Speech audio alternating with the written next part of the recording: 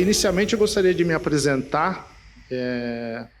Eu sou Cleiton Andrade, sócio e diretor comercial da Pro.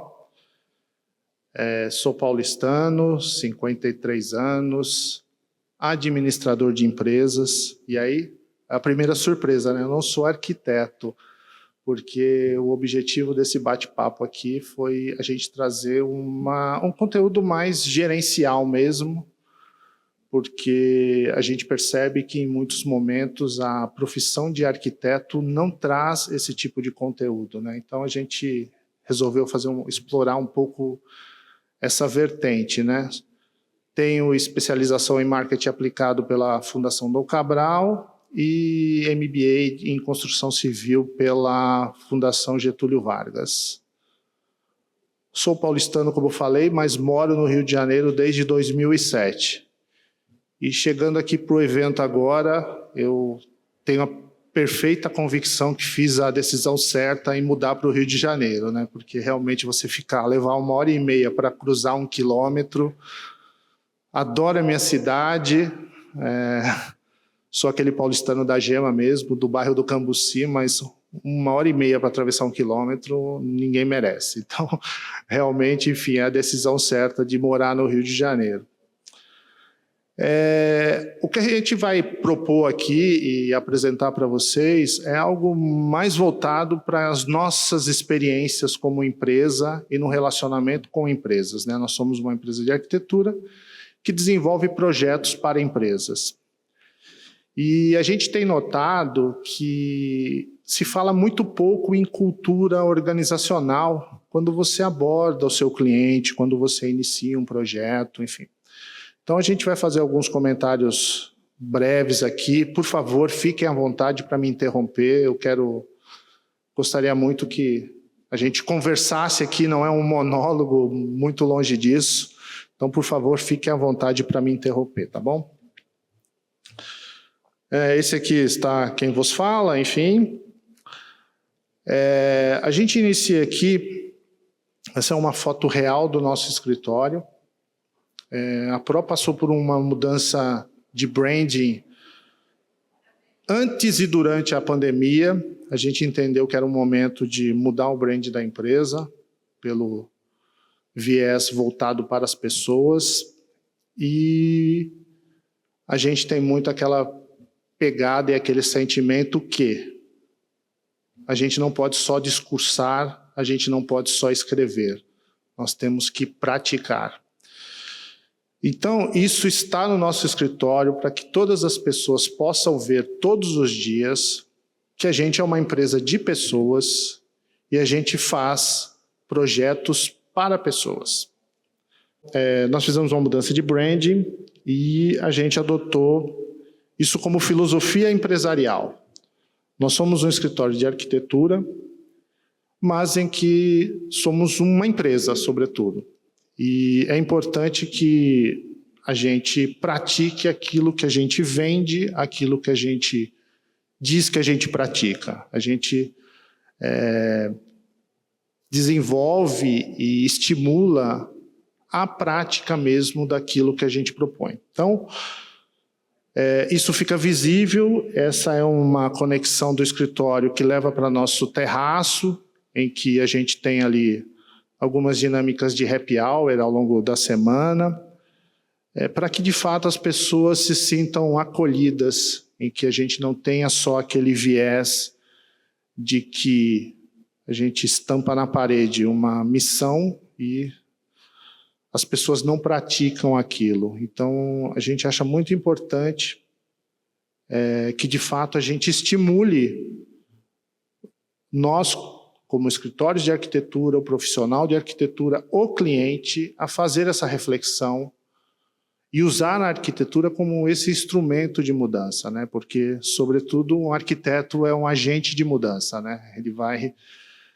certamente vai trazer elementos aí estéticos que vão contribuir muito para isso.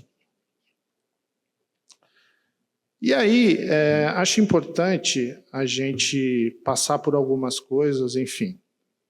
Quando a gente fala de cultura organizacional da empresa, eu acho que todos aqui já tiveram a oportunidade de entrar em alguma empresa ou interagir com alguma empresa e ver lá o escrito, né? Valores, missão, visão de futuro, onde queremos chegar.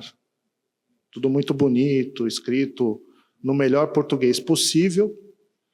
Só que na hora que você passa a conversar com o seu cliente, nem sempre esta é a realidade. E aí, o escritório de arquitetura é um elemento para gerar este tipo de provocação aos nossos clientes, né? E o que a gente propõe? Que a gente identifique diferenças, faça provocações. Nós, como arquitetos, e como não somos do nosso cliente, não somos da empresa que está nos contratando, não somos do cliente final que está nos contratando, muitas vezes a gente tem a oportunidade de falar algumas coisas, de provocar algumas coisas que não estão naquele contexto, que não podem, por alguma razão qualquer, não podem ser provocadas. E a partir daí, você consegue, enfim, ter um direcionamento e uma leitura muito mais adequada de como você deve conduzir o projeto com o seu cliente. Sabemos aqui que é muito difícil falar não para o cliente, né? Falar, cara, puxa, isso aqui você quer, mas não serve, né? A gente ouve aí, né? Ah, todo mundo quer um escritório igual ao Google, todo mundo quer um teto aberto, todo mundo quer um escritório garagem, aquela coisa toda. Mas não, isso não serve para todos. E aí nós, como profissionais de arquitetura, a gente tem o dever de fazer esse tipo de provocação ao cliente. Então, eu sempre costumo falar que nós temos esta oportunidade. E eu já vivi algumas coisas em que clientes meus aceitaram as provocações e outros clientes que não aceitaram. E é o perfil de cada um, né? Então, reafirmo que a gente não pode nunca, como escritório de arquitetura, perder o direcionamento de agente de mudança. Eu acho que quando você é convidado por um cliente, é contratado por um cliente para fazer um projeto, você tem a oportunidade de mudar a vida de muita gente. Então, e isso faz parte da cultura organizacional da empresa. Você tem oportunidade de mudar aquela empresa, de mudar aquele ambiente, de mudar aquelas pessoas. Então, a gente faz aí uma ponderação, e eu estava até conversando com algumas arquitetas, e quantas vezes você, ao conversar com o seu cliente, você de fato entra nesse tipo de detalhe, né? Ah, como é que é a sua visão empresarial? O que a sua empresa quer entregar? Porque geralmente o cara está tão apressado que ele vai direto para o briefing, né? Não, como é que é o briefing? Quando é que você vai me entregar o projeto? Quando é que você vai fazer aquilo? Porque eu já sou velhinho, já perceberam pela cor da minha barba, né? Eu sou da época que você podia ficar 30 dias dentro de uma empresa só observando o ambiente, né? E hoje, 30 dias, o cara quer que você entregue o projeto pronto, executivo, né? Não é anteprojeto, né? É executivo, né? Pronto no final de tudo. Então, a gente faz assim, eu particularmente e a nossa empresa sempre tenta compartilhar com os colegas de profissão que façam essas provocações ao seu cliente, que busque diagnosticar não seria bem a palavra, mas pelo menos tentar identificar se há algum desvio ali, né? E aí eu vou passar por alguns exemplos aqui que eu acho importantes para vocês, para ficar melhor explicado o que eu estou querendo dizer. E aí a cultura organizacional, ela vem de ciclos. E vocês vão entender o que eu estou falando pelo seguinte. Temos no Brasil e no mundo corporações de muito tempo de existência, bancos, aquela coisa toda. E se a gente for há 70 anos atrás, vai vir na sua cabeça aquele escritório ou escolinha, né? Um atrás do outro, o gerente na frente, um atrás do outro, o gerente na frente. E aquilo, naquele momento, representava a cultura organizacional daquela empresa, porque era assim que as pessoas viviam. E aí, saiu a escolinha, entrou os cubículos. Espero que aqui, quem teve a oportunidade de ler as tirinhas do Dilbert, se não leram, leiam, porque tratam de mundo corporativo nu e cru. Vieram os cubículos, aquelas caixinhas, painéis de 1,60, 1,80, cada um na sua mesinha, dentro do seu caixotinho. E era lá um momento, cultura, arquitetura influenciando na cultura organizacional das empresas. Aí vieram as estações em L. Vamos fazer estações em L para aumentar o espaço das pessoas, distância de monitor. Vamos baixar um pouquinho o painel, não vai ter mais 1,80, vai ter 1,60. Para a pessoa só precisar levantar para ver o colega da frente, né? Porque no cubículo você tinha que sair do cubículo, né? Senão você não via o seu colega do lado. Na estação de 1,60 você levantava, os mais baixinhos usavam os banquinhos, e aí para poder ver o que estava no vizinho ao lado. E aí vieram os espaços abertos. Vamos derrubar a parede, vamos fazer sala aberta, vamos pôr gerente nas extremidades, vamos tirar os painéis altos, vamos juntar todo mundo, vamos fazer aquele grande salão. Aí vieram as estações de plataforma, que hoje é o nosso momento. Estações em linha, gerentes espalhados, algumas salas. Nesse momento, quando a estação de plataforma começou a ganhar força, veio-se aquela notícia, né? Acabou o escritório, agora vamos todos para o coworking, que é o futuro. Não acabou o escritório. Mudamos novamente as nossas práticas de escritório. Veio a pandemia, acabou o coworking, acabou o escritório. Esquece, você vai trabalhar em casa. É o fim. Voltamos da pandemia, estamos no pós-pandemia, agora estamos no momento dos espaços colaborativos.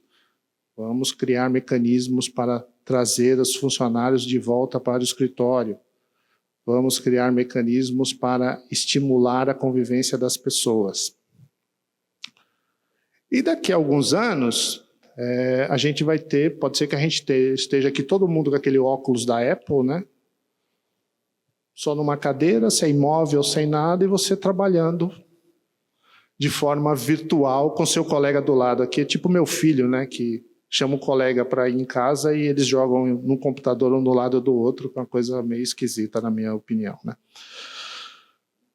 Então, eu contei essa historinha para explicar e colocar a reflexão de vocês o quão importante é a arquitetura na moldagem da cultura organizacional das empresas. O quanto a gente pode estimular essas mudanças.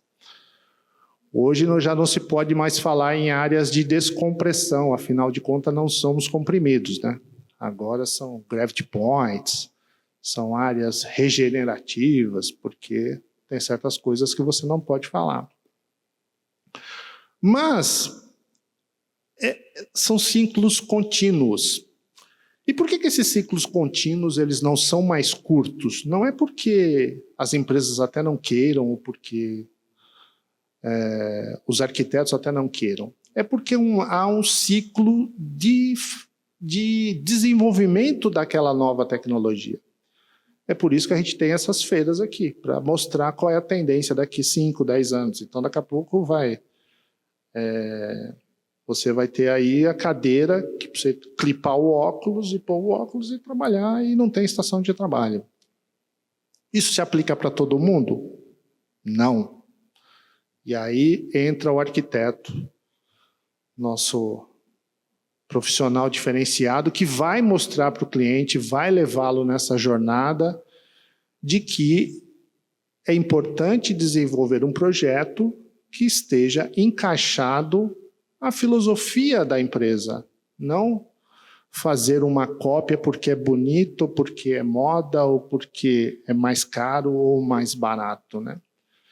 Então, a gente tem estimulado bastante esse tipo de provocação ao seu cliente. Cara, mas por que você quer fazer isso, de fato? Por que você quer mexer no seu projeto, você quer mudar, você quer ampliar, você quer reduzir? Eu acho que nós temos um diamante a ser lapidado e não podemos perder a oportunidade nessa interação. Quem trabalha na área comercial sabe que é difícil captar um cliente, né? Sofre-se muito, é difícil, é uma jornada longa, nem sempre, você sempre perde mais negócios do que ganha. Mas aqueles que você ganha, você tem que deixar lá o seu legado como um agente de mudança, para daqui a alguns anos falar, olha, eu estava nessa empresa e acompanhei aquele momento e fui parte disso. Parece até meio romântico a colocação, mas eu acho que é muito importante que a gente não perca nunca esse sonho, né? Nunca o desejo de mudar as coisas, né? Mesmo que individualmente a gente faça pouca diferença, mas a gente, no coletivo, a gente pode fazer muito mais coisa, né? Então, tendências de espaços, de escritórios e tal, mudarão e isso fomentará a mudança da cultura organizacional das empresas e você tem que fazer aquele match, né? Fazer aquilo dar um encaixe. E aí entrando um pouquinho em alguns frames aqui de projetos que a gente desenvolveu. Opa!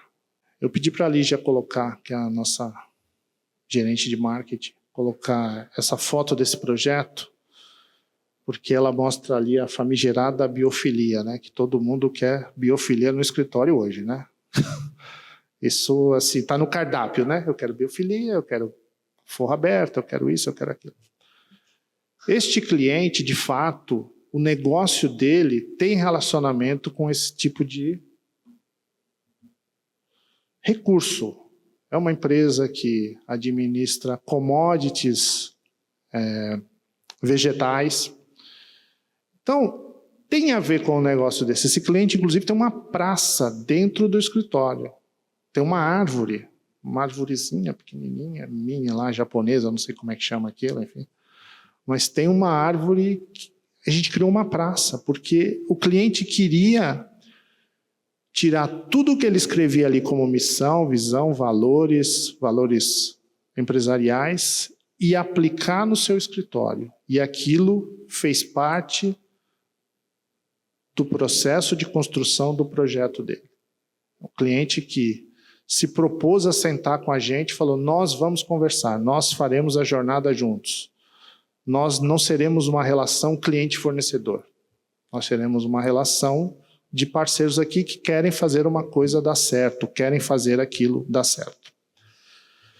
Obviamente, se fala muito aí em diversidade, hoje somos, acho que não dá para contar, né, a quantidade de terminologias diversas que a gente tem hoje, mas desenvolver um projeto envolve o coletivo, né? Então você tem que fazer um equilíbrio ali importante entre a relação,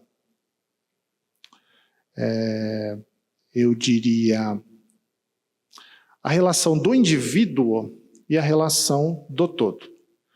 Uso como exemplo aí,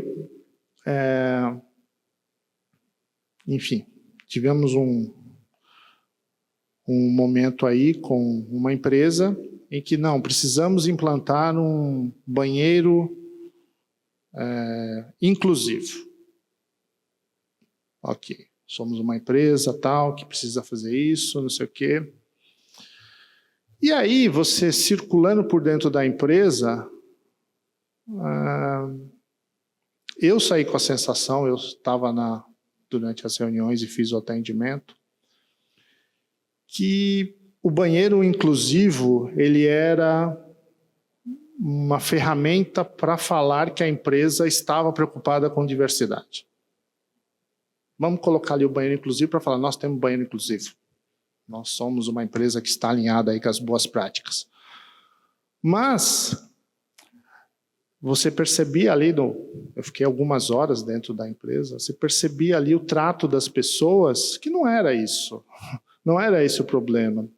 É tipo aquela que, eu quero uma mesa de pebolim, porque é legal, eu quero uma mesa de ping-pong. Mas você tem que colocar ela num lugar que eu possa ver, para ver se quem não está morcegando. Todo mundo já escutou isso.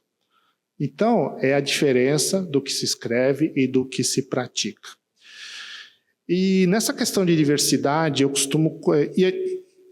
E antes de eu falar sobre isso, a gente tem que aproveitar também o aprendizado vinculado, o aprendizado com o cliente. Eu costumo contar esse momento que a gente teve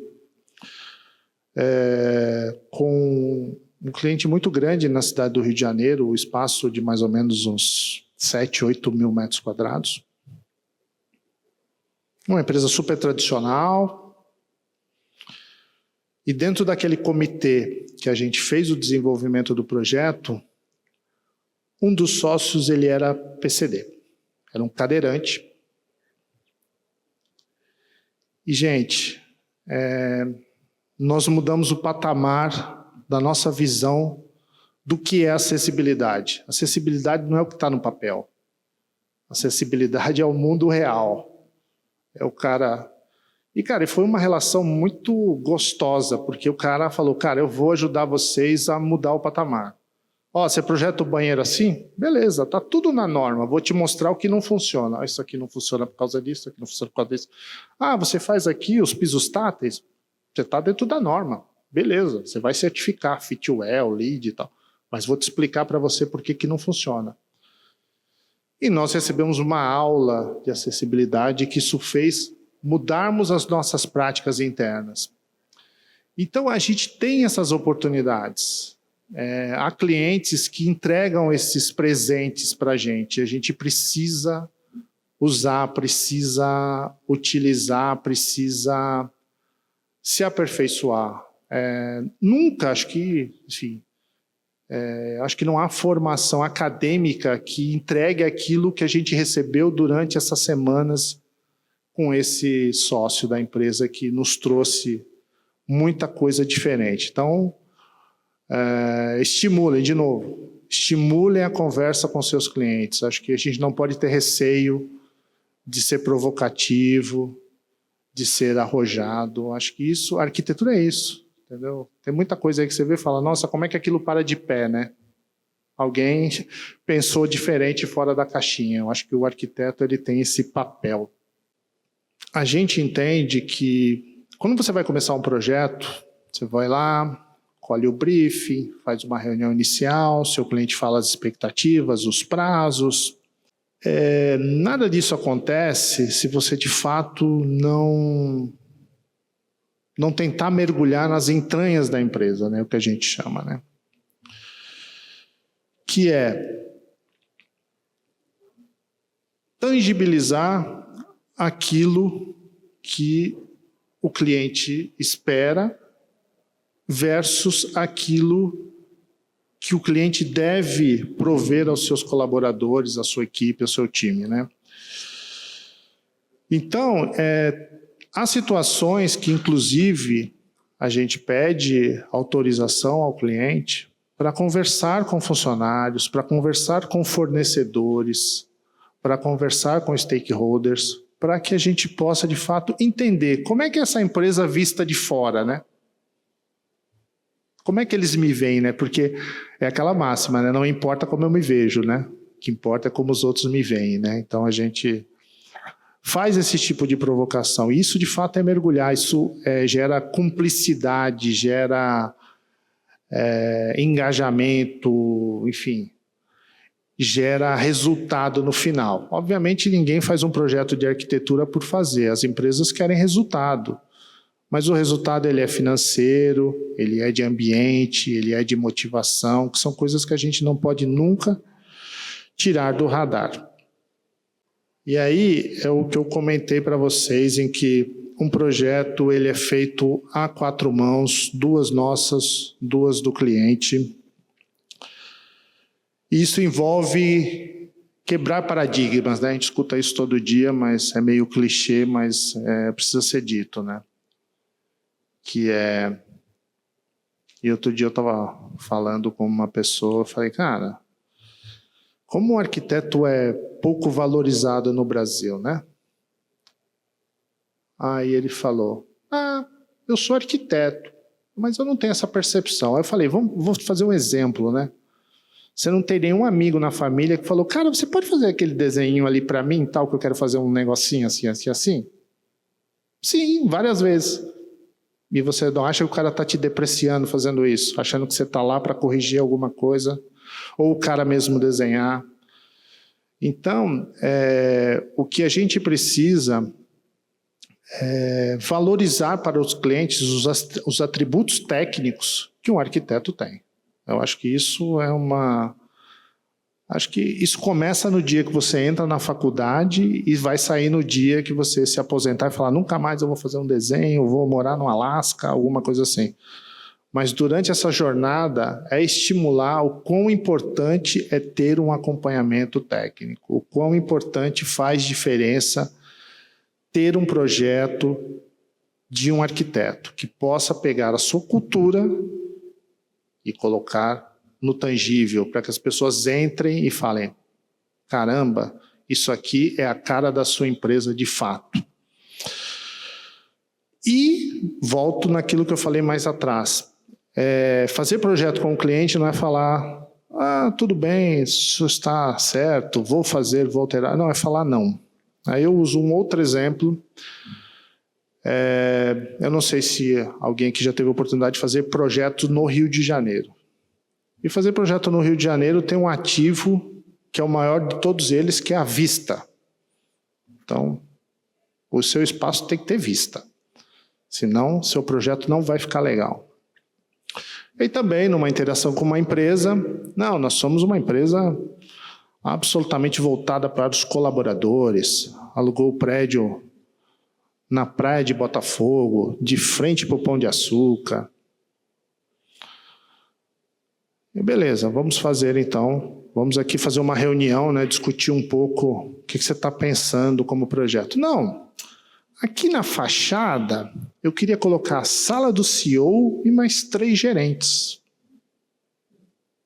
É sala? É sala. Eu quero divisória, polarizada. Aí o colaborativo vai ficar onde? Não, eles vão ficar para trás. Isso é que você quer, isso é que é escritório em que você estimula o seu funcionário, né? Ele perde a vista, ele perde a luz do dia, ele só perde, né? E aí volta de novo na cultura, que está lá escrito que nós somos uma empresa, mas na hora da prática não é assim. Aí coube a nós, junto com o time de arquitetura, provocar, senhor cliente, o senhor pode trazer a área de recursos humanos, de pessoas, para essa conversa com a gente? A gente queria propor algumas coisas, discutir alguma coisa, debater algumas coisas. E aí o que aconteceu? Esse cliente que ia pegar um andar, ele pegou 2 andares. Porque aí ele não só fez a inversão, ou seja, jogou todos os gerentes e diretores para a parte central, como no segundo andar fez uma área colaborativa de frente para o Pão de Açúcar. Tem arquibancada, tem tudo isso. Todos os recursos para quê? Para que as pessoas voltem ao escritório, que hoje é o grande desafio de qualquer companhia. Todos aí têm acompanhado a própria Google, tida como a vanguarda das práticas empresariais, está tendo que obrigar o funcionário a voltar. Não é só motivação que leva o funcionário, você tem que ter outros entregáveis. Ontem mesmo eu estava vendo uma matéria da Mastercard, não sei se alguém teve a oportunidade de ver, falando que eles estão implantando ausência luto, ou seja, se algum parente próximo falecer, você fica um tempo fora, creche para pet.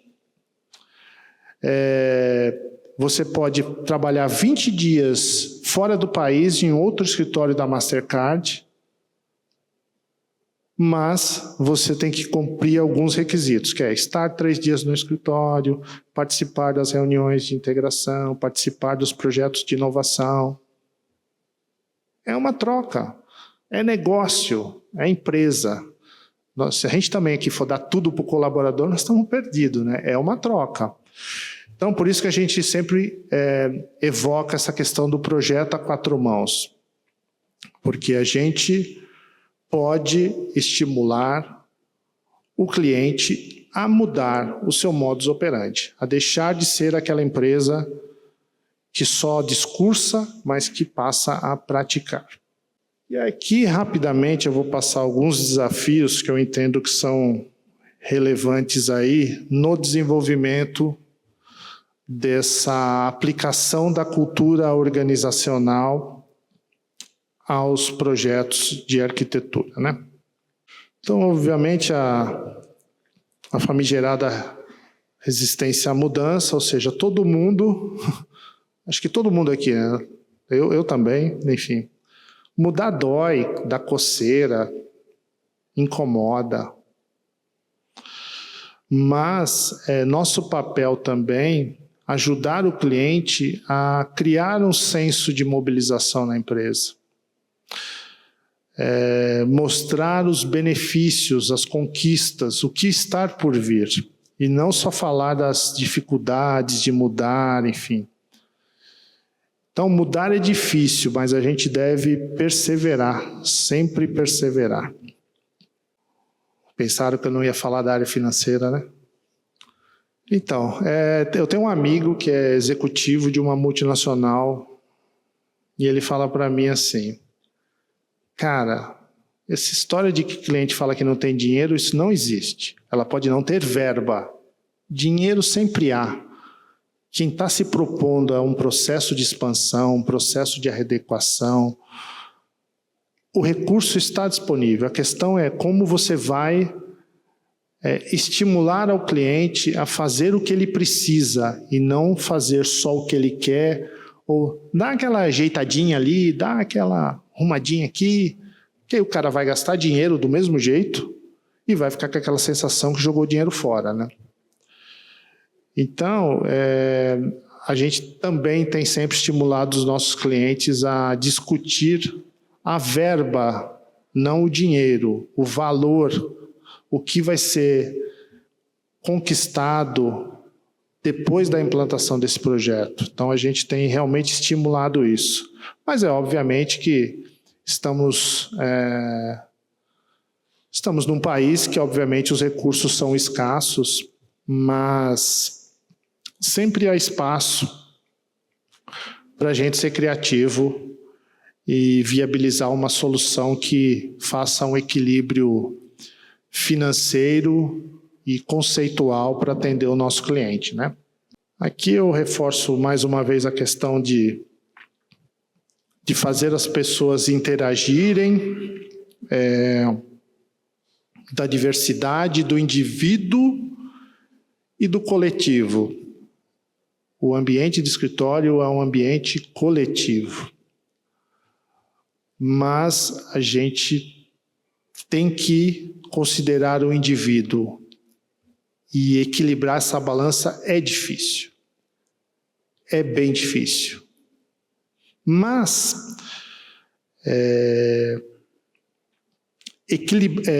demonstrando ao cliente as oportunidades disso, a tendência é que os resultados sejam melhores que os esperados. Então, é sempre também não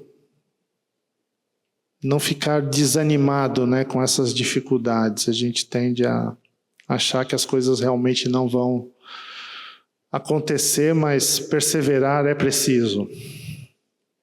Quando se fala em cultura organizacional inflexível, aí vai muito daquela o cliente que acha que é Google e não se comporta como Google, e o contrário também acontece, porque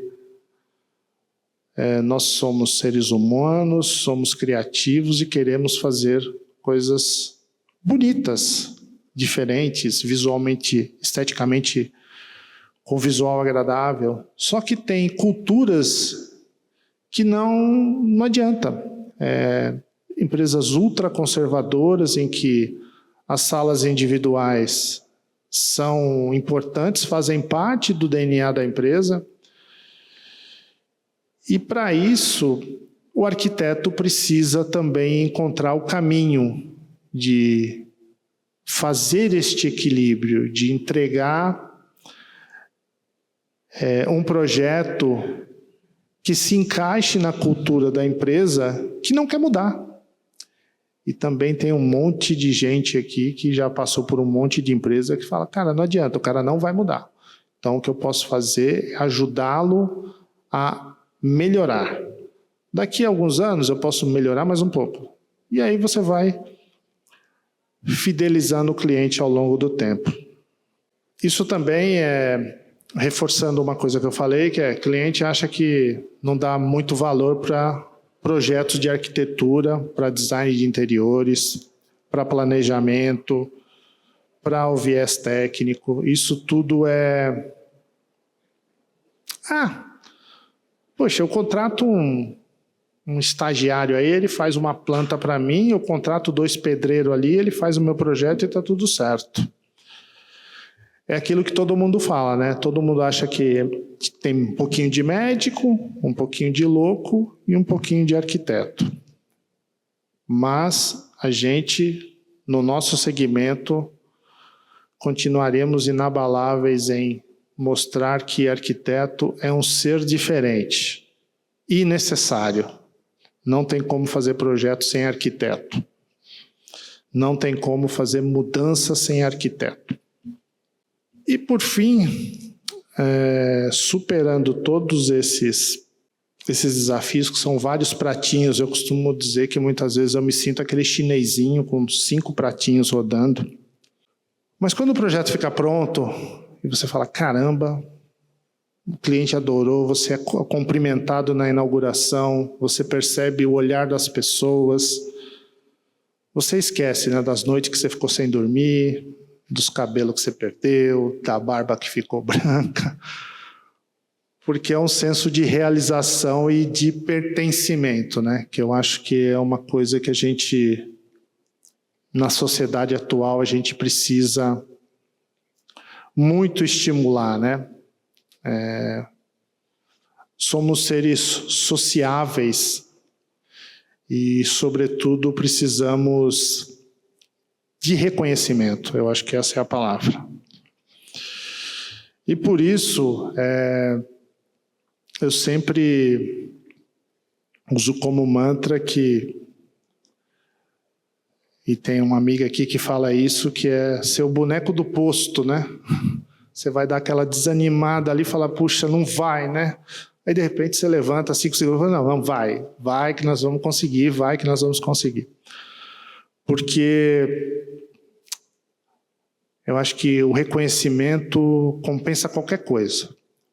O seu cliente... você tendo um colaborador, você vendo uma matéria do seu cliente, uma reportagem, você fala, caramba, esse projeto eu estava lá e fiz isso mudar, fiz acontecer. Então, para fechar, eu gostaria realmente de propor essa reflexão. É difícil, o mercado é difícil,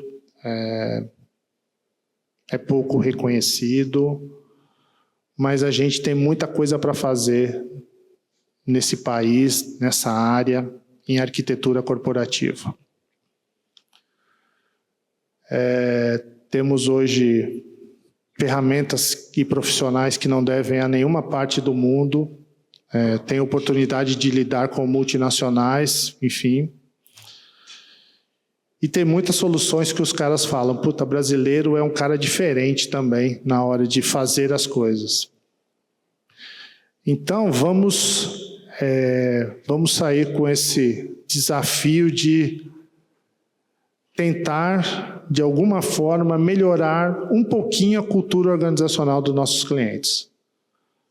Um pouquinho, acho que 1% já é válido. E a partir daí usar a arquitetura como uma ferramenta para esse tipo de objetivo, tá? Eu tentei dar um caráter um pouco mais gerencial para esse bate-papo aqui, porque, como falei, o arquiteto, infelizmente, no Brasil não tem esse tipo de formação. Mas, obviamente, enfim, agradeço realmente a oportunidade do Luiz, do Gustavo, de todo o time, enfim. É um prazer estar aqui, realmente, dividindo com vocês um pouquinho do que a gente já passou por aí. Enfim, espero que a gente se encontre em algum outro momento. Fico aberto aí para caso vocês precisarem de alguma coisa. Deixo o meu QR ali, para que caso vocês queiram meu telefone, meu contato, alguma coisa, fiquem à vontade para tomarmos um café, estendermos a conversa. Eu acho que a vida é feita de relações. E isso a gente precisa estimular sempre, tá bom? Muito obrigado, boa tarde para vocês. Se cuidem e aproveitem a feira que tem bastante coisa boa, tá bom? Muito obrigado.